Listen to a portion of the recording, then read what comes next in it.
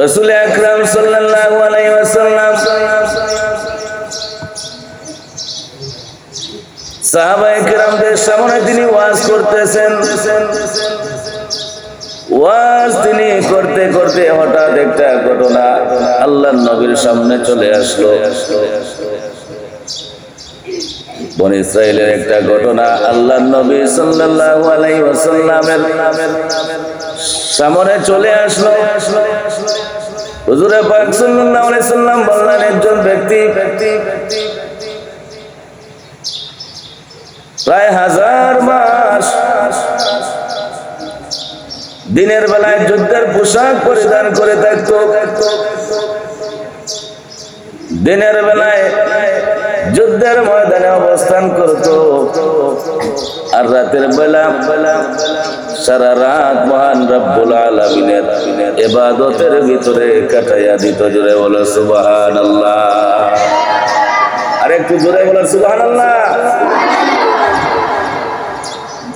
1000 মাস সারা রাত ইবাদত করত, দিনের বেলায় যুদ্ধের ময়দানে কাটিয়ে। রাসূল পাক সাল্লাল্লাহু আলাইহি ওয়াসাল্লাম চিন্তিত হয়ে গেলেন যে একটা ব্যক্তি যদি 1000 মাস যুদ্ধের সরঞ্জাম, যুদ্ধের তরবারি পোশাক নিয়ে যুদ্ধের ময়দানে অবস্থান করে, আর রাত যদি আল্লাহর ইবাদত করে 1000 মাস এই অবস্থায় থাকার পর তার আমলনামায় কত সওয়াব লেখা হবে একমাত্র আল্লাহ তাআলা ছাড়া কেউ বলতে। আর একটু জোরে বলো, আল্লাহ ছাড়া কেউ বলতে। রাসূল পাক চিন্তিত হয়ে গেলেন, 1000 মাস আমার উম্মতের তো হায়াত একেবারে কম, 50, 60, 70, 80, 90, 100 বছরের ভিতরে তার জিন্দেগি শেষ। আমার উম্মতেরা এত অল্প সময়ে তারা এত ইবাদত করতে পারবে না, এত সওয়াবের মালিকও তারা হতে পারবে না। যখনই তিনি চিন্তিত এই কথাটি ভাবতেছেন, মহান রব্বুল আলামিন সঙ্গে সঙ্গে জিবরাইল আলাইহিস সালাতু ওয়াস সালামকে দিয়া একখানা সূরা তিনি নাযিল করলেন। সেই সূরার নাম হলো সূরাতুল কদর। জোরে বলো সুবহানাল্লাহ। আর একটু জোরে বলো সুবহানাল্লাহ। আল্লাহু আকবার। আসমান থেকে সূরা কদর জমিনে চলে আসলো। সুবহানাল্লাহ বলো। আল্লাহ পাক জানিয়ে দিলেন, ইন্না আনজালনাহু ফি লাইলাতিল কদর, নিশ্চয় আমি লাইলাতুল কদর আমি নাযিল করেছি। লাইলাতুল কদর আমি নাযিল করেছি। লাইলাতুল কদর কি? মহান রব্বুল আলামিন পরের আয়াতে বলতেছেন, ওয়া মা আদরাকা মা লাইলাতুল কদর। রাসূলকে লক্ষ্য করে বলতেছেন, হে নবী আপনি কি জানেন সবে কদর কি? লাইলাতুল কদর কি? লাইলাতুল কদর কি আপনি কি জানেন? লাইলাতুল কদরি খায়রুম মিন আলফি শাহর। সুবহানাল্লাহ বলো। আল্লাহ তাআলা জানিয়ে দিলেন, বনী ইসরাইলের নবীর উম্মতেরা 1000 মাস ইবাদত করলো, 1000 মাস যুদ্ধের সরঞ্জাম পরিধান করে যুদ্ধের ময়দানে অবস্থান করেছে, আর রাতের পর রাত ইবাদত করে কাটিয়ে দিয়েছে। হে আমার হাবিব, তোমার উম্মতদেরকে আমি আল্লাহ তাআলা এমন একটা রাত দিয়েছি যে রাতের নাম হচ্ছে লাইলাতুল কদর।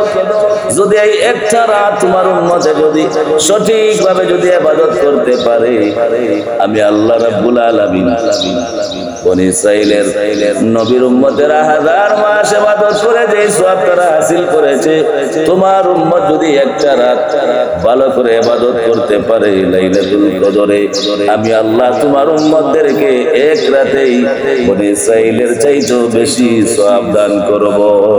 সুবহানাল্লাহ। আরেকটু জোরে বলো সুবহানাল্লাহ। আরেকটু জোরে বলো সুবহানাল্লাহ। এবার বলো আল্লাহু আকবার।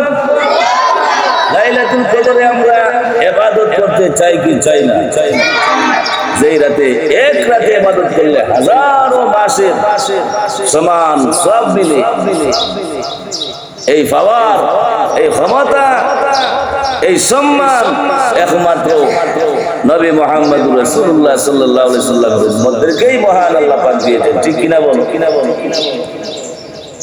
শুধু তাই নয়, আল্লাহ রাব্বুল আলামিন বলেন লাইলাতুল কদরি খায়রুম মিন আলফি শাহর। এরপর আয়াতে বলেন তানাজ্জালুল মালাইকাতু ওয়ার রূহু ফিহা বিইজনি রাব্বিহিম মিন কুল্লি আমর।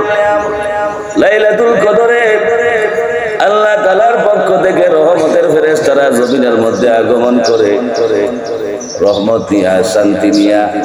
সুবহানাল্লাহ বলো, আর একটু জোরে বলো সুবহানাল্লাহ।